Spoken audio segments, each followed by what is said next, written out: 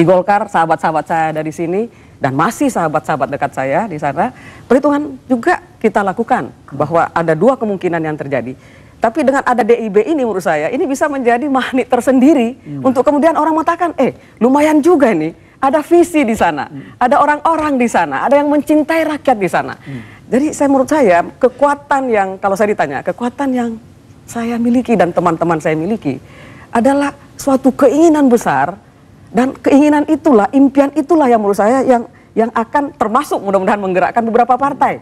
Dan di DBIB juga bukan berharap untuk untuk polanya independen, tapi juga berdasarkan partai. Dan visi 2045 adalah akumulasi dari jutaan visi-visi bangsa yang saya yakin segera bisa terwujud. Oke, baik. Ya, bagaimana?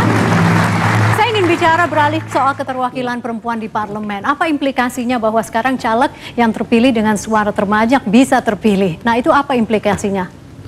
Sebenarnya hitungan awalnya adalah kalau disiksak itu kemungkinannya perempuan bisa dapat. Tapi saya ingin mengatakan kepada perempuan-perempuan Indonesia, ini kesempatan perlihatkan bahwa dengan bersaing, dengan kinerja yang bagus, kita bisa. Dengan kondisi saat ini? Sangat mungkin. Dengan caleg-caleg yang ada saat ini, caleg perempuan yang ada? Harusnya bisa. Saya diminta Asia Foundation bersama teman-teman dari UI, bersama teman-teman dari Norwegia Embassy, berkeliling Indonesia melakukan pelatihan-pelatihan kepada perempuan-perempuan lintas partai.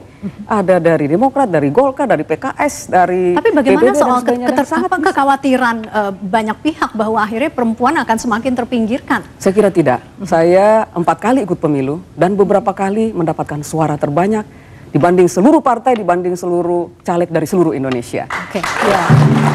Kekhawatiran tidak beralasan sama sekali, masih punya peluang yang sama walaupun dengan perolehan suara terbanyak untuk caleg. Yang penting ada visi dan masyarakat tahu bahwa kita berjuang untuk mereka. Yang kedua ada determinasi. Kita harus ada di tengah rakyat. Kita harus merasakan keinginan mereka. Saya naik kuda kadang-kadang, saya naik ojek, saya jalan kaki, saya turun dan bertemu rakyat. Dan itu modalnya menurut saya. Nggak bisa menunggu di kantor partai. Problemnya hanya Bu Marwah. Ya. Hanya Bu Marwah yang bisa, atau sedikit perempuan yang bisa seperti itu. Ya kita lihat saja, 11% dari jumlah anggota Dewan. Pak Sekarang, Indria meragukan. Dugaan saya ini 2009 akan berkurang ini. Justru dengan aturan tersebut akan berkurang. Ya, pemirsa tetaplah bersama kami, The Candidate segera kembali. Iya, kita sampai pada segmen uji visual, kita saksikan bersama.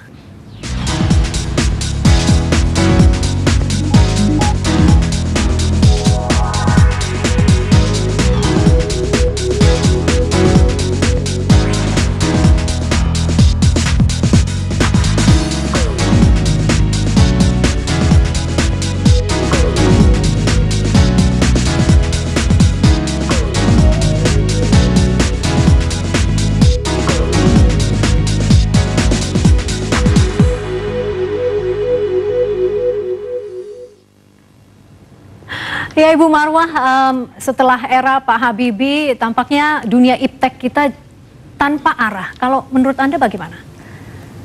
Saya yakin ya kalau kita memberi arah. Mungkin dikatakan tadi tanpa arah. Ini karena proses sedang berlangsung. Politik sedang gonjang-ganjing dan kita mengarahkan perhatian di sana. Saya yakin kalau ke depan kita menjadikan teknologi sebagai ujung tombak. Sekali lagi ini bisa menjadi awal dari kebangkitan Indonesia. Karena ternyata kalau kita lihat dari berbagai studi yang diperlihatkan 45% kemajuan itu dari inovasi. Dari inovasi dan kreativitas. Dan itu artinya bukan hanya teknologi hardware-nya, tapi juga cara berpikir di dalamnya. Kemudian 25% dari network, selebihnya biasanya itu kita katakan modal. 10% adalah sumber daya alam. Nah, kalau sumber daya manusia kita, sumber daya alam kita padukan dengan kemampuan teknologi, seperti yang diperlihatkan tadi, kita kembali mengolah, kita punya industri pesawat terbang, industri kelautan, dan demikian juga transportasi. Saya yakin bangsa ini bisa melaju. Tapi kembali kan Ibu Marwah, riset dan pengembangan tanpa dukungan modal yang besar, saya kira tidak akan berkembang kemana-mana. Bagaimana Ibu akan mengatasi hal ini? Saya tambahkan Vivi. Jadi apa ya namanya tadi yang diomongkan oleh Ibu Marwah itu bahwa pendidikan sumber daya manusia, saya pikir sudah dilakukan oleh Pak Habibie dan juga BPPT. Gitu. Tapi kita lihat orang-orang pinter kita yang didik luar negeri ini sekarang malah kalau menurut data World Bank 30% malah kerja di luar negeri gitu. Jadi kan repot juga, pendidikan dikasih tinggi, tapi nanti yang untung malah luar negeri gitu. Kebanyakan ada di Singapura, di Australia. Berarti pertanyaan Anda untuk Ibu Marwah adalah? Jadi kalau cuma hanya mengandalkan pendidikan sumber daya manusia untuk tanpa ada satu desain kelembagaan dan struktur insentif yang tepat, akan susah mengembangkan teknologi hanya sekedar dengan mengembangkan sumber daya manusia. Jadi begini, kembali lagi ke visi besar. Persoalannya kan begini, kita belum satu bahasa.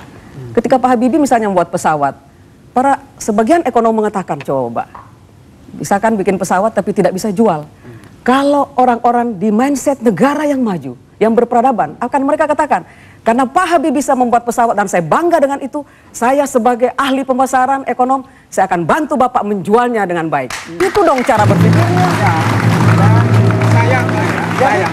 Saya terus terang juga skeptik gitu. Kalau cuma ngomong nasionalisme, ada gak kira-kira dokter lulusan Jepang, lulusan Jerman yang mau digaji 2 juta, 3 juta per bulan sekarang seperti gaji di BPPT atau LIPI itu saya... Bagaimana Bu Marwah? Itulah yang saya katakan tadi. Ini sebuah visi besar harus kita pikirkan. Visi butuh makan juga kan? Saya ketemu dengan teman. Saya ketemu dengan teman di Selandia Baru. Saya katakan, Anda kok bisa jadi peternak di sini? Di Indonesia sarjana peternakan tidak mau beternak. Kenapa? Ekonom memberikan tidak cukup 2% untuk pertanian, tidak cukup untuk perkebunan, tidak cukup memadai uang. Uang dibawa kemana? Uang ada di pusat-pusat pertokoan, di kota-kota. Sebar uang itu ke desa dan orang akan mengembangkan teknologi-teknologi pertanian di pedesaan. Oke, kita beralih ke Makassar dulu. Ada dosen dari Universitas Hasanuddin, Bapak Hasrullah. Selamat malam Pak Hasrullah. Selamat malam Mbak Vivi. Iya Pak Hasrullah, sudah ada Ibu Marwah di sini, silakan bertanya langsung. Iya, Ibu Marwah, selamat malam Bu Marwah. Selamat malam Pak Hasrullah. Saya melihat statement-statement dalam bentuk komunikasi politik yang disampaikan ke publik maupun disampaikan melalui media, kami tidak melihat yang sifatnya yang bisa menggelegar di panggung nasional. Mungkin saya ingin tahu sejauh mana Ibu Marwah bisa memainkan, mengakselerasi diri sebagai doktor komunikasi, bisa bermain di tingkat nasional gitu. Ya Bu Marwah. Baik, silakan Ibu. Jadi memang selain urusan komunikasi, saya kira ini banyak juga urusan hati. Menjadi pemimpin bukan suatu yang mudah. Saya bahkan mengatakan, apalagi jadi presiden, ketika saya ditanya, mau nggak jadi presiden? Saya bilang, saya takut, saya nggak mau. Jawaban saya sekarang, mungkin siap, harus siap. Karena gampang orang mengatakan, saya mau jadi pilot. Tapi adakah dia terlatih untuk itu? Apakah dia punya license untuk itu? Apakah ada penerbangan untuk memberi dia izin untuk itu? Kemudian apa yang akhirnya membuat Ibu yakin? Yang kedua, ini yang saya khawatir betul. Saya membayangkan, bayangkan kalau menjadi pemimpin RT saja, ada orang di RT saya tidak makan, tidak bisa sekolah. Betapa bertanggung jawabnya saya untuk itu. Saya kemudian membayangkan kenapa ya pemimpin yang paling berpengaruh menurut Hart ya, 6 paling berpengaruh adalah tokoh-tokoh agama dan mereka menurut saya adalah pemimpin. Hampir semuanya itu penggembala. Saya visualisasi pemimpin itu seperti penggembala. Coba bayangin, mana ada penggembala yang membiarkan ternaknya tidak makan? Apa itu terjadi? Mungkin ada kepala desa yang rakyatnya sudah tidak makan. Ada mungkin presiden yang telah karena berbagai penyebab ada rakyat kita tidak makan. Menurut saya sangat mengkhawatirkan, sangat menakutkan begitu. Jadi ini urusan hati bukan urusan teknik komunikasi. Saya pernah berkunjung di beberapa kawasan di Indonesia Timur. Ternyata tadi disinggung tentang ketimpangan infrastruktur. Ada kelemahan-kelemahan dari beberapa kandidat yang ditampilkan oleh Metro TV, kemudian juga Bu Marwah. Saya melihat pembangunan itu selalu diarahkan dari Jakarta ke daerah gitu.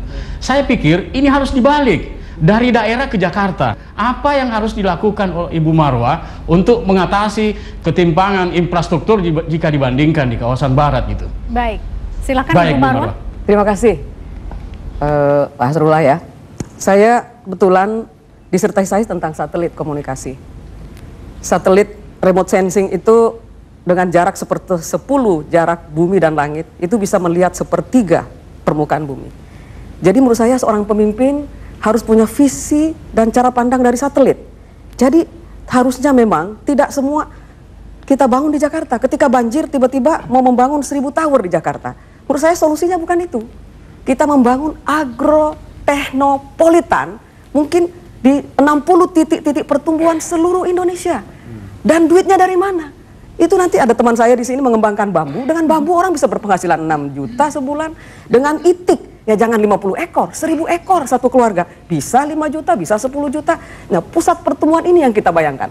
Modelnya sudah siap seperti kalau lihat di real estate. Kalau saya bicara, saya bisa mengajak siapa-siapa untuk melihat contoh-contohnya. Ini contoh perkebunan, contoh perikanan, contoh bioetanol, contoh tepung pengganti terigu yang kita impor itu.